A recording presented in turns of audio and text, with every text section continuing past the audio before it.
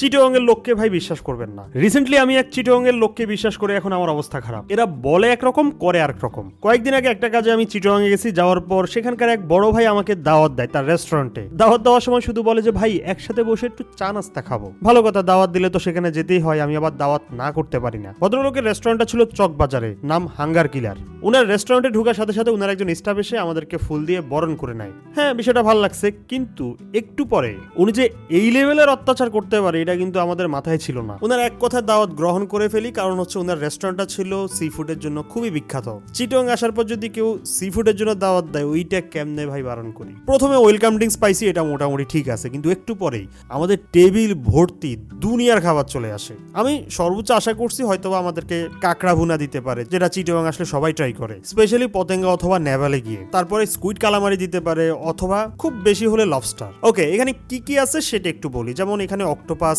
C food salad, Singaporean spicy crab, squid fry, stream fish, আর শিকের ভিতরে চিংড়ি।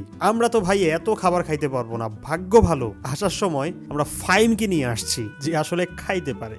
সরল মনে তো খাওয়া শুরু করছি, স্পেশালি এই অক্টোপাস, এটা আমার খুবই পছন্দের, খুবই খুবই খুবই পছন্দের। একটু ভিন্ন ধরনের স্বাদ পেলাম হচ্ছে এই স্ট্রিম ফিশে। বাট এরপরে আমাদের টেবিলে চলে আসে বিশাল বড় এক প্লেটার। এইটা নাকি মেইন ডিশ, মানে এতক্ষণ যা খাইছি এগুলা নাকি ছিল স্টার্টার। সি ফুড প্লেটার, এখানে কি কি আছে একটু বলি। এই যে বিশাল বড় বড় চিংড়ি ফ্রাই দিছে, রূপচাঁদা ফ্রাই দিছে, ডোরি ফিশ আছে, আর এখানে দিছে হচ্ছে সি ফুড রাইস দিছে এখানে।